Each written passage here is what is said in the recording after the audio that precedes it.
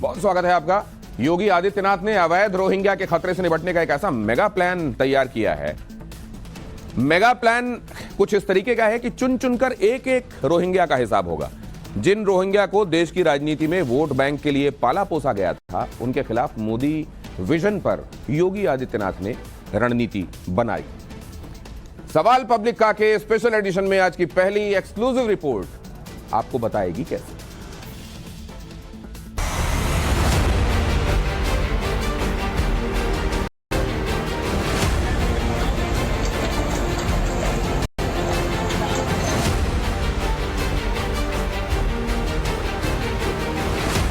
अवैध रोहिंग्या के विरुद्ध योगी आदित्यनाथ युद्ध लड़ रहे हैं। पिछले साल जुलाई की ये तस्वीरें इसकी गवाही देती हैं।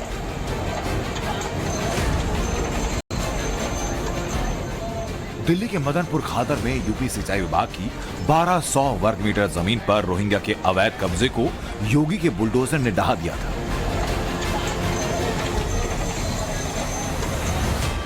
जुलाई 2022 में अवैध रोहिंग्या के खिलाफ जो एक्शन दिल्ली में यूपी की सरकारी जमीन पर दिखा, वैसा ही एक्शन आने वाले महीनों में यूपी और कई जगहों पर दिख सकता है।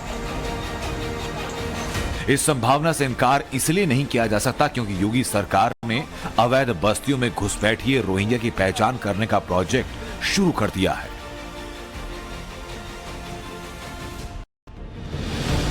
इसी प्रोजेक्ट के तहत लखनऊ के डौलीबाग इलाके की एक झुग्गी बस्ती में प्रशासन और पुलिस की टीम पहुंची थी। वैसे तो प्रोजेक्ट का पहला मकसद झुग्गी बस्ती में रह रहे लोगों की पहचान करने का है ताकि वाजिब लोग सरकारी योजनाओं में मदद पाने में छूट ना जाएं। लेकिन योगी सरकार इस बात को बखूबी समझती है कि अवैध रोहिंग्या और बांग्लादेशी घुसपैठिए भी ऐसी बस्तियों में पहचान छिपा कर रहते हैं। योगी आदित्यनाथ के आदेश पर झुग्गी बस्ती के लोगों की पहचान वेरीफाई करने की शुरुआत हुई राजधानी लखनऊ से। लखनऊ में पायलट प्रोजेक्ट पूरा होने के बाद ऐसा ही सर्वे उत्तर प्रदेश के बाकी जिलों में भी होगा। उत्तर प्रदेश में योगी आदित्यनाथ सरकार लगातार ये प्रयास कर रही है कि नागरिक सुविधाओं में किसी प्रकार की कोई कमी न रहे और उत्तर प्रदेश की सुरक्षा को लेकर के उत्तर प्रदेश में योगी सरकार ने एक विशेष ड्राइव चलाया है, जिसमें जो घुसपैठिए हैं, बांग्लादेशी हैं, जो अवैध तरीके से रोहिंग्या अलग अलग जगहों पर मलिन बस्तियां, झुग्गी बस्तियां बना करके सुरक्षा के लिए खतरा उत्पन्न करने का काम करते हैं, उनका चिन्हीकरण करके की पहचान करके उनको उत्तर प्रदेश की सीमा से बाहर किया जाए, क्योंकि उत्तर प्रदेश की सुरक्षा को किसी भी कीमत पर खतरा पहुंचाने की छूट नहीं दी जा सकती है।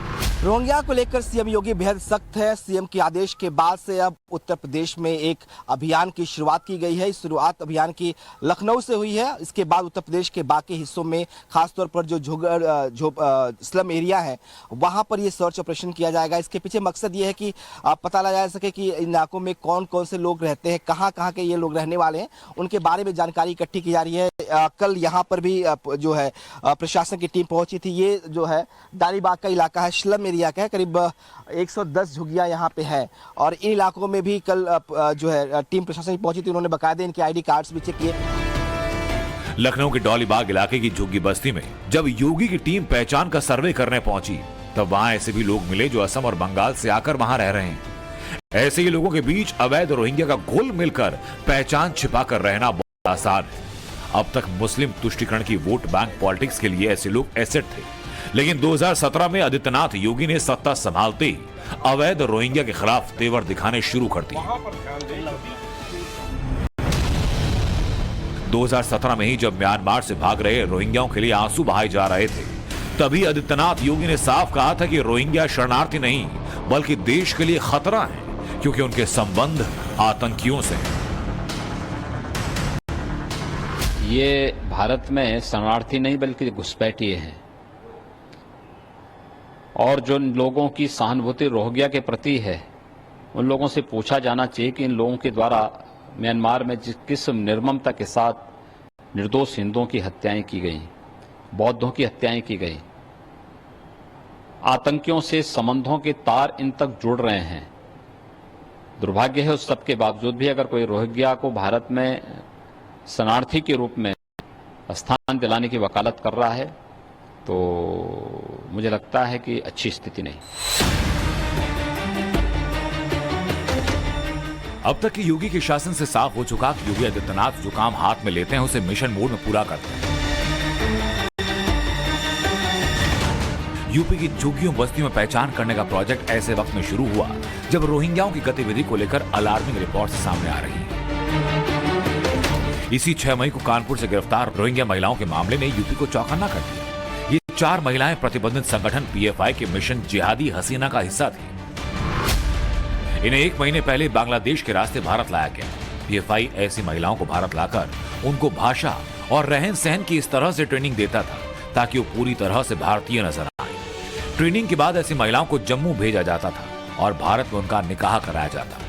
पीएफआई के इशारे पर ऐसी महिलाएं अपने शौहर और परिवार को भारत के खिलाफ भड़काने का काम शुरू करती ताकि भारत में अस्थिरता पैदा हो सके।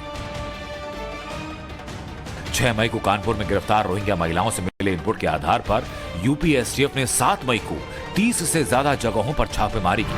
छापेमारी के दौरान वाराणसी के 50,000 के इनामी परवेज और रईस की गिरफ्तारी हुई। इन दोनों से पूछताछ में पीएफआई के मिशन जिहादी हसीना का खुलासा हुआ। दोनों ने कबूला की गिरफ्तार 4 रोहिंग्या महिलाओं से पहले दर्जनों महिलाओं को भारत में अस्थिरता फैलाने के काम में लगाया जा चुका है। देखिए, उत्तर प्रदेश में ज़्यादा कुछ नहीं कर पाएंगे। गवर्नमेंट सख्त रुख अपनाए हुए है इस तरफ। यहाँ की एटीएस है जो भी है, ये कर्नाटका नहीं है, और अगर इस प्रकार की कोई नापाक हरकत करेंगे, यहाँ कोई हरकत करी जाएगी तो उसका समुचित जवाब उत्तर प्रदेश पुलिस और एटीएस देगी। योगी आदित्यनाथ के लिए रोहिंग्या चुनौती कितनी बड़ी, इसका अंदाजा इस बात से लगाइए कि खुफिया एजेंसीज के अनुमान के मुताबिक उत्तर प्रदेश में 1700 से ज्यादा रोहिंग्या अपनी पहचान छिपाकर रह रहे हैं। उत्तर प्रदेश में रोहिंग्या को संत कबीर नगर, अलीगढ़, मेरठ, सिद्धार्थनगर, उन्नाव और कानपुर जैसे जिलों में अवैध तौर पर बसाया गया। 2017 से अब तक यूपी एटीएस ने 17 अवैध रोहिंग्या और 33 अवैध बांग्लादेशी घुसपैठियों को गिरफ्तार किया, जिनमें से 4 अवैध बांग्लादेशी डिपोर्ट किए जा चुके हैं। रोहिंग्या घुसपैठियों की भारत से फर्जी नाम पते पर पासपोर्ट बनवाए जाने और फर्जी भारतीय पहचान पर खाड़ी देशों में भेजे जाने के मामले पकड़े जा चुके हैं। रोहिंग्या के ऐसे खतरे के बीच योगी सरकार का झुग्गी झोपड़ियों में पहचान कराने का प्रोजेक्ट शुरू करना एक जरूरी कदम हो सकता है। योगी सरकार के इस एक्शन पर समाजवादी पार्टी अभी संभल कर प्रतिक्रिया दे रही है, क्योंकि अगर कोई दल अवैध रोहिंग्या के साथ खुलकर खड़ा दिखा तो उसका संदेश गलत जा सकता है।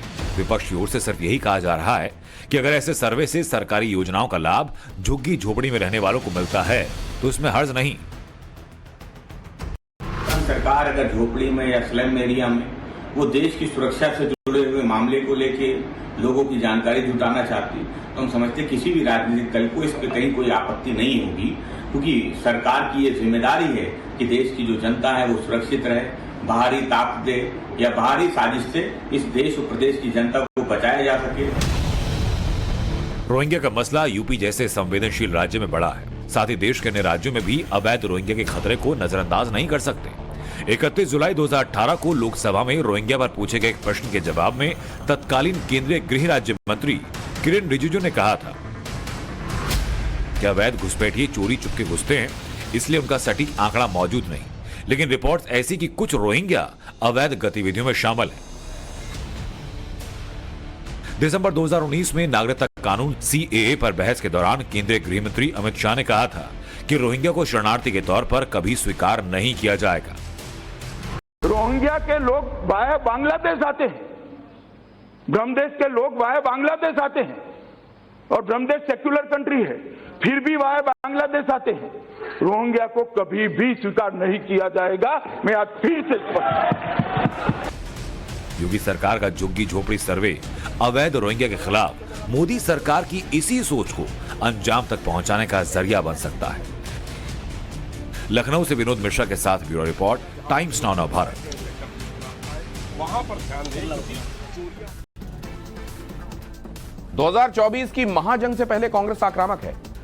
अपने खोए वोट बैंक को हासिल करने के लिए राहुल मुस्लिम लीग को सेकुलर पार्टी बताते हैं।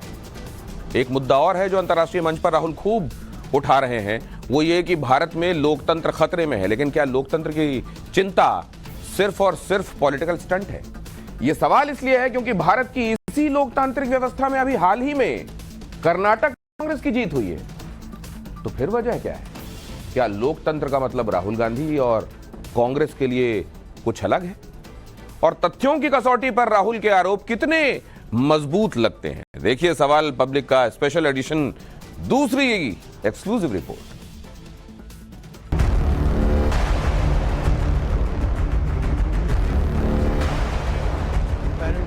Entire opposition is struggling in India. Huge financial dominance, institutional capture. We are struggling to fight the democratic fight in our country.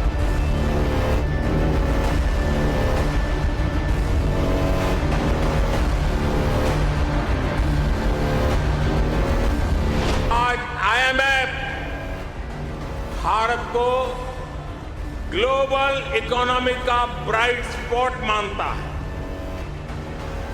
World bank का विश्वास है कि ग्लोबल हेडविंड्स को अगर कोई चुनौती दे रहा है तो वो भारत है।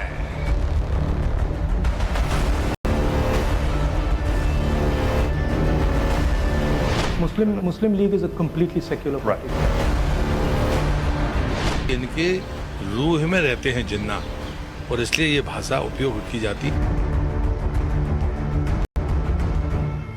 Entire opposition is struggling in India. Huge financial dominance, institutional capture. We are struggling to fight the democratic fight in our country. And we decided none of the systems were working. Democracy isn't just about an opposition party. It's about a set of institutions that support the opposition. And those institutions either captured, certainly weren't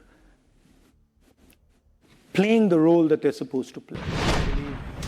वाक्य विन्यास से लेकर vision और version तक में Rahul America की जमीन पर एंग्री यंग मैन बने हुए हैं। सांसदी जाने की पीड़ा से लेकर संस्थानों पर कथित कब्जे की पूरी कहानी राहुल गांधी जुबानी बांट रहे हैं।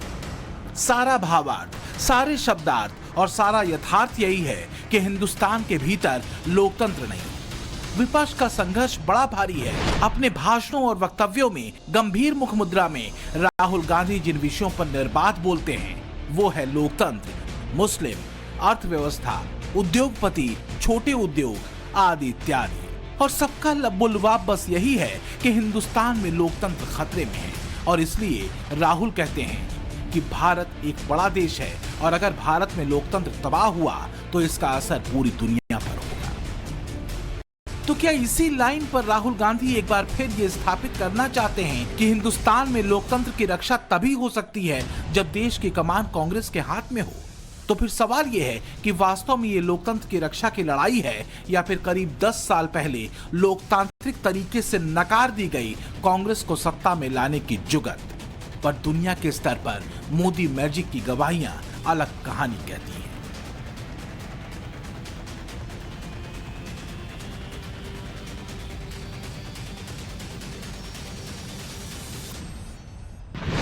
I said to my friend the Prime Minister before, the last time I saw someone on the stage here was Bruce Springsteen, and he didn't get the welcome that Prime Minister Modi has got.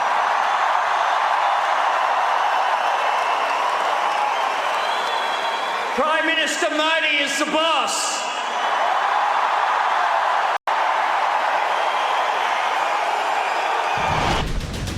नहीं, quad बैठक के दौरान अमेरिकी राष्ट्रपति Joe Biden तक PM Modi की तारीफ कर चुके हैं। इस दौरान बाइडेन ने कहा था कि मोदी लोकतंत्र की असली ताकत है, पूरा अमेरिका आपका दीवाना है। पीएम मोदी साबित करते हैं कि लोकतंत्र महत्व रखता है। तो राहुल गांधी के मुताबिक देश के भीतर तबाह होते लोकतंत्र की असली कहानी क्या है? देश के लोकतंत्र की तबाही की पीड़ा का गान कितना धवल, कितना शुद्ध है, चर्चा तो इसकी भी होनी चाहिए।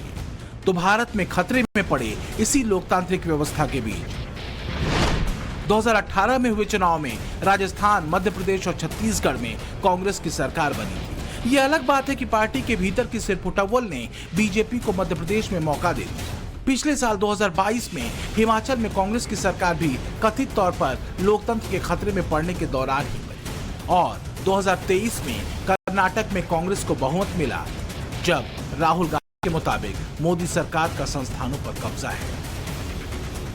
there is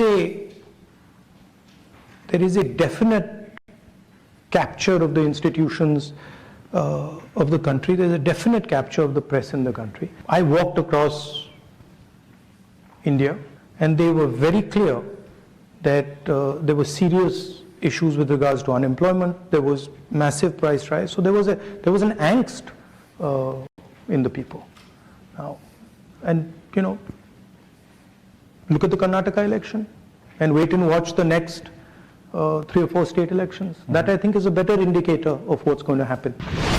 गजब विरोधाभास है। एक तरफ राहुल कहते हैं देश में लोकतंत्र खतरे में है, फिर उसी लोकतांत्रिक व्यवस्था का हवाला देते इस साल दूसरे राज्यों में होने वाले चुनावों और उसमें कांग्रेस के लिए जीत का संकेत भी देते हैं। तो क्या राहुल के लिए लोकतंत्र खतरे में है क्योंकि कांग्रेस 9 साल से सत्ता से बाहर है?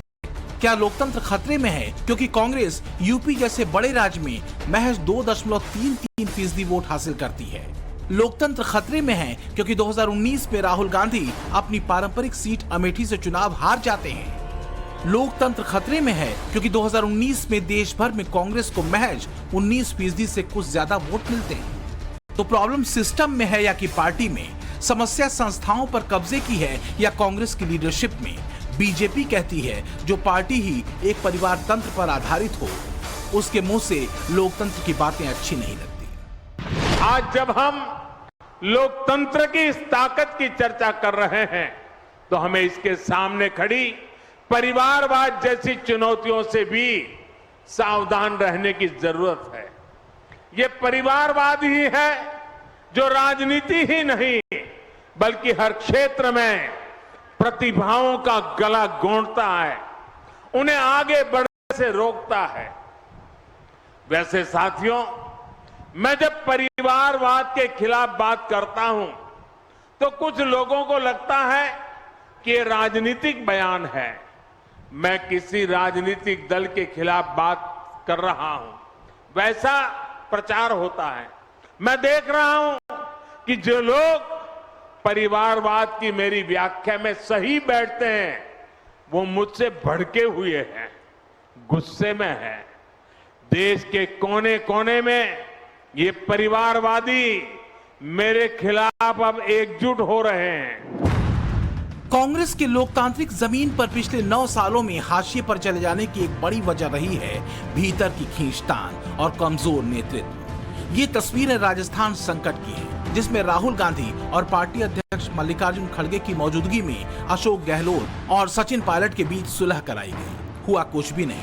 सचिन पायलट ने साफ किया वो अपनी मांगों पर कोई समझौता नहीं करेंगे। दरअसल विदेश में घूमते राहुल गांधी विपक्षी गठबंधन के नेता के तौर पर स्वीकार्यता चाहते हैं, लेकिन विपक्षी दलों में ही राहुल के नेतृत्व पर मतभेद है। कांग्रेस से दूर हुए मुस्लिम वोटर्स को राहुल वापस लाना चाहते हैं। कर्नाटक विजय को भारत जोड़ो यात्रा का असर बताना चाहते हैं। विदेशी मीडिया में खुद को मोदी के विकल्प के तौर पर स्थापित करना चाहते हैं। दूसरी तरफ मोदी कल्ट अगर सुपर पावर्स के बीच चर्चा का विषय बनता है तो वो अर्जित किया हुआ सा लगता है। मोदी मैजिक देश के भीतर और बाहर दोनों तरफ गढ़ा नहीं गया है बल्कि खुद ब खुद बना है। दुनिया के मंच पर अगर मोदी एक बड़े पॉपुलर किरदार के तौर पर काबिज हुए हैं तो इसकी सबसे बड़ी वजह है भारत का पिछले 9 सालों में हुआ ट्रांसफॉर्मेशन और इससे बना वो राष्ट्र गौरव जो मोदी के राष्ट्रवादी मंत्र को और भी गाढ़ा करता है। और इस बीच फैमिली के सितारे गर्दिश में तो चल ही रहे थे, अब माफिया फैमिली की संजीवनी यानी अतीक के क्राइम सेंटर्स पर भी डायरेक्ट अटैक हो रहा है, जिससे कहा जा रहा है कि माफिया फैमिली पाई पाई को मोहताज हो जाएगी। जो नौबत नजर आ रही है उससे साफ है कि 15,000 करोड़ के अतीक के काले साम्राज्य के बावजूद उसका वारिस कंगाल हो जाएगा। अतीक के कितने क्राइम सेंटर्स, कहां और कैसे कैसे इन सेंटर्स पर कार्रवाई हुई, देखिए आज की ये तीसरी एक्सक्लूसिव रिपोर्ट सवाल पब्लिक का के स्पेशल एडिशन में।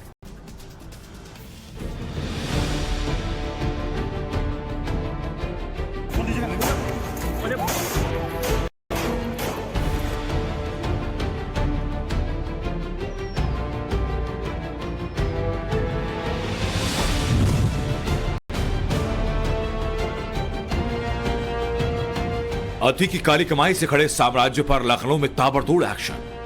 लिए एलडीए जो है ऐसी प्रॉपर्टीज की पहचान कर रहा है जो कहीं ना कहीं अतीक और उससे जुड़े लोगों की ब्लैक मनी को व्हाइट मनी करने का जरिया था।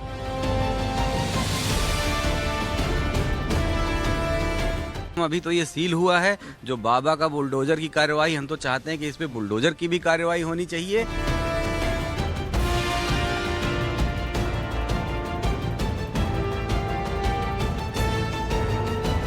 तो भी इस तरह के अवैध निर्माण है लखनऊ में हो रखे हैं या जहाँ कहीं भी हो रखे हैं, उनको तुरंत गिराया जाना चाहिए। गुंडा माफिया और लोगों को एक सबक मिलना जरूरी है। मुंबई में अतीक के राजदार और वफादार बिल्डर्स पर गाज गिराने की तैयारी। लखनऊ से मुंबई तक, प्रयागराज से दिल्ली और गुरुग्राम तक, जहां जहां अतीक ने अपनी काली कमाई का पैसा लगाया, जहां जहां अतीक ने अपना काला साम्राज्य कायम किया, वहां वहां से टाइम्स नाउ नवभारत आज ग्राउंड इन्वेस्टिगेशन स्टोरी दिखाएगा। लेकिन शुरुआत करने से पहले एक बड़ी खबर जरा गौर से सुनिए। माफिया अतीक के रियल एस्टेट में इन्वेस्टमेंट पर हो रहे नॉन स्टॉप एक्शन से माफिया अतीक की बेगम सदमे में है। शाइस्ता ने अतीक और असद की मौत के बाद जितने आंसू नहीं बहाए, उससे ज्यादा आंसू अब बह रहे हैं, क्योंकि योगी सरकार ने रियल एस्टेट में अतीक की हजारों करोड़ की काली कमाई के निवेश को बर्बाद करने का एक्शन शुरू कर दिया। आगाज लखनऊ से हुआ, जहां अतीक के गुर्गे और बिल्डर मोहम्मद मुस्लिम के एक बैंक्वेट हॉल को लखनऊ विकास प्राधिकरण ने सील कर दिया। अतीक ने 15,000 करोड़ की काली कमाई की और उन काली कमाई को तमाम अपने करीबी बिल्डर्स के प्रॉपर्टीज में निवेश किया। इस वक्त हम एक्सिस बिल्डिंग के बाहर खड़े हैं। ये है बेहद पॉश इलाका जो है आशियाना, उसका शारदा नगर में है, ये रतनखंड है। यहाँ पे ये 3 मंजिला इमारत आप देख रहे हैं। ये बहुमंजिली इमारत को जो है कहा जा रहा है कि अतीक के सबसे करीबी जो गुर्गा है उसका मोहम्मद मुस्लिम, उसने इसका निर्माण कराया था। दरअसल ये 300 स्क्वायर मीटर में जो है ये निर्माण हुआ। ये बिल्डिंग, एक बार आपको बिल्डिंग की तस्वीरें दिखाते हैं। ये बेसमेंट प्लस 3 स्टोरी बिल्डिंग है। ये माधुरी पांडे के नाम पर ये लैंड है, लेकिन मोहम्मद मुस्लिम ने इस पर निर्माण कराया। उसके बाद जो है यहाँ पे एक बैंक्वेट हॉल चल रहा था जिसके कागजात नहीं थे। एलडीए ने कई बार कागजात मांगे, कागजात नहीं मिले, लिहाजा 30/5/2023 को एलडीए ने इस बिल्डिंग को सील कर दिया है। तो ये जो इमारत है, कहा जा रहा है कि मोहम्मद मुस्लिम जो बिल्डर है और अतीक का बेहद खास है। एक्शन लखनऊ में हुआ, लेकिन योगी का डायरेक्ट मैसेज अतीक के तमाम राजदारों और वफादार माफियाओं के लिए है। जमीन पर अवैध कब्जा होगा तो सरकार उसे डंके की चोट पर जब्त करेगी और ध्वस्त करेगी। मकसद एक, सुरक्षा का भरोसा, दहशत का खात्मा और अपराध का अंत। यूपी में जो इस तरह के माफिया पलते थे, फलते फूलते थे, आज की डेट में उनके ऊपर इस तरह की कार्रवाई हो रही। जनता को सुकून है कि आगे से ऐसा नहीं होना चाहिए। और कम से कम अभी तो ये सील हुआ है, जो बाबा का बुलडोजर की कार्रवाई, हम तो चाहते हैं कि इस पे बुलडोजर की भी कार्रवाई होनी चाहिए और इस तरह के माफियाओं को तो बिल्कुल जड़ से खत्म कर देना चाहिए। वाकई हम तो चाहते हैं कि ये जो अभी सील की कार्रवाई हुई है, जो भी इस तरह के अवैध निर्माण है लखनऊ में हो रखे हैं या जहाँ कहीं भी हो रखे हैं, उनको तुरंत गिराया जाना चाहिए और इससे कानून का राज स्थापित होगा, लोगों का फिर से कानून के ऊपर भरोसा बनेगा। अगर ये हो रही है तो ये जनता के पक्ष में है। इस तरह के जो इलीगल बिल्डिंग्स बनी जा रही हैं और अवैध निर्माण होते हैं, इनको गिराना बहुत जरूरी है। कहीं ना कहीं गुंडा माफिया और लोगों को एक सबक मिलना जरूरी है। अतीक गैंग के नंबर 1 और नंबर 2 की हत्या हो चुकी है। कई शूटर्स गैंगस्टर मारे जा चुके हैं, लेकिन खत्म नहीं हुआ तो अतीक का गुंडा टैक्स और रंगदारी की कमाई से खड़ा किया गया रियल एस्टेट का एक काला साम्राज्य, जो यूपी के अलग अलग शहरों में ही नहीं बल्कि दिल्ली, गुरुग्राम से लेकर गुजरात और मुंबई तक फैला है। अतीक की संपत्ति हकीकत में कितनी है, ये सवाल मुश्किल है। लेकिन इसी ग्राउंड इन्वेस्टिगेशन के लिए टाइम्स नाउ नवभारत की टीम दिल्ली के जामिया नगर पहुंची। इस वक्त हम दिल्ली के जामिया नगर इलाके में मौजूद है और यहाँ की बात करें तो यहाँ जामिया नगर में भी अतीक अहमद के जो प्रॉपर्टीज है उसके बारे में जांच एजेंसियों को पता चला है, जिसको लेकर लगातार जांच की जा रही है। दिल्ली के जामिया नगर इलाके में अतीक अहमद से जुड़ी प्रॉपर्टी का पता चला। यहाँ तिकोना पार्क के पास एक फ्लैट है जहाँ जेल जाने से पहले अतीक आता रहा। इस वक्त हम जामिया नगर इलाके में मौजूद हैं। यहाँ की बात करें तो ये जो फर्स्ट फ्लोर आप देख रहे हैं, इसके बारे में भी ये बताया जा रहा है कि कहीं न कहीं ये अतीक अहमद से जुड़ा हुआ है। ये जो फ्लैट है वो अतीक अहमद से जुड़ा हुआ है। जाहिर तौर पर अगर बात किया जाए तो जांच एजेंसियों को जांच के दौरान ये पता चला है कि हजारों करोड़ की बेनामी संपत्तियां जो हैं वो अतीक अहमद ने काले अपने धन से कमाए हैं, जिसको लेकर लगातार जांच एजेंसियां मामले की तफ्तीश कर रही हैं। लेकिन जाहिर तौर पर अगर हम दिल्ली की बात करें, मुंबई की बात करें, उत्तर प्रदेश की बात करें, तमाम जगहों पर ये बात सामने आई है कि अतीक अहमद की संपत्तियां जो हैं वो कहीं न कहीं देखने को मिली है। दिल्ली से सटे ग्रेटर नोएडा के बीटा 2 थाने के तहत सेक्टर 36 में भी अतीक अहमद का मकान है। अतीक के इस घर का नाम है मन्नत। इसके अलावा नोएडा की कई बड़ी सोसाइटीज के कंस्ट्रक्शन में अतीक का पैसा लगे होने की बात सामने आई, जिसकी जांच यूपी पुलिस और एसटीएफ कर रही है।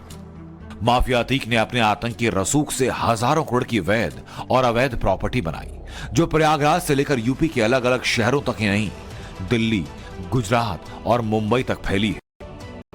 माफिया अतीक के माया नगरी कनेक्शन की पड़ताल करने हमारी टीम पहुंची तो पता चला कि अतीक ने मुंबई के वर्सोवा में 9 मंजिला 7 स्टार होटल बनाने के लिए फंडिंग की थी।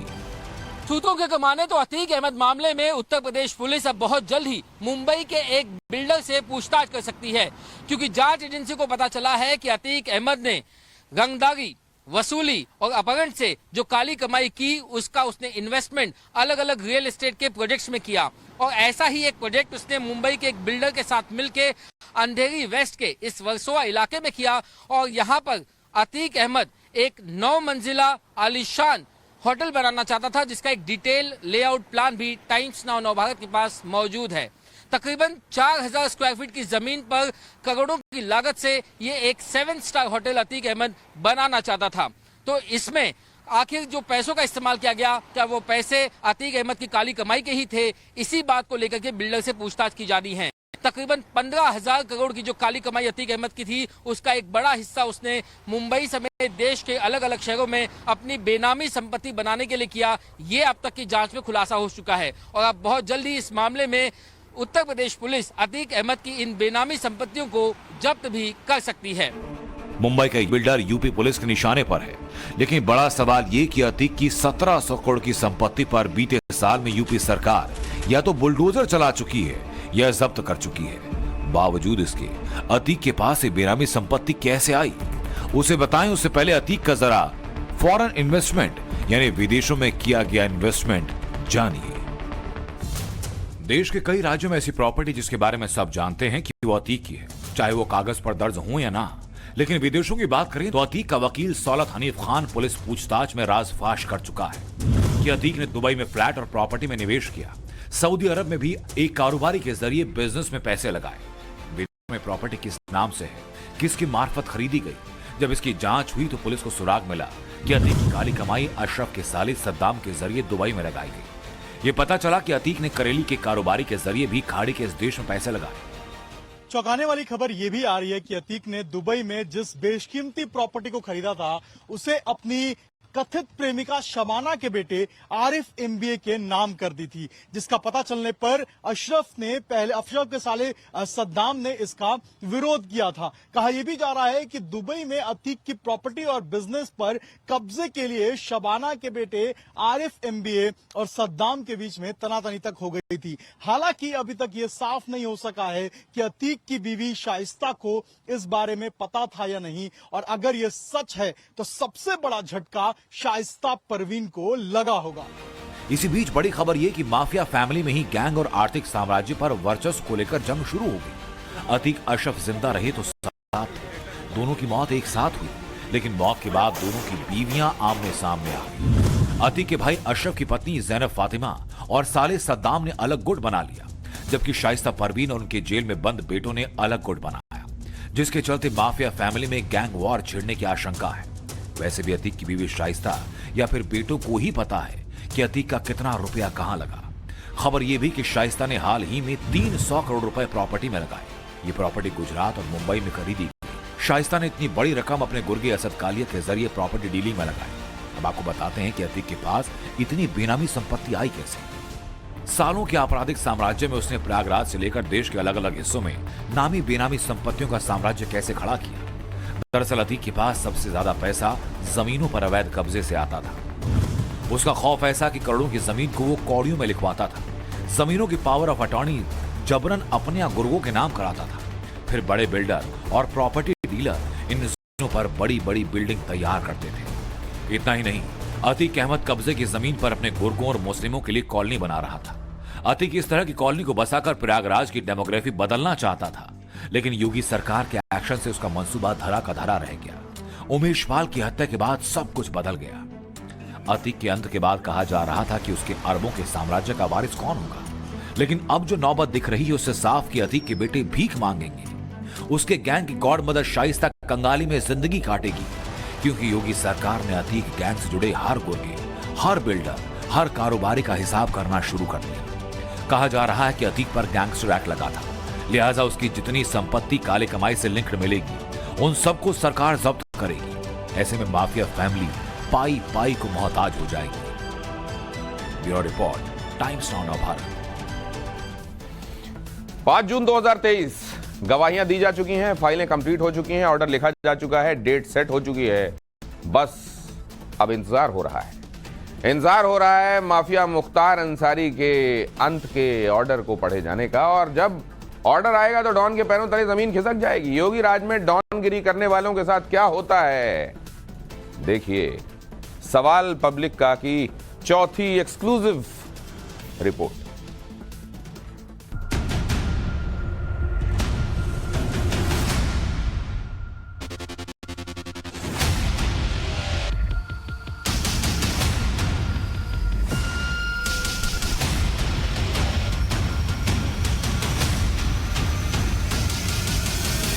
उपद्रव और माफिया का प्रदेश नहीं है Uttar Pradesh. No curfew, no दंगा, यूपी में सब चंगा, रंगदारी ना फिरौती, अब यूपी नहीं है किसी की बपौती।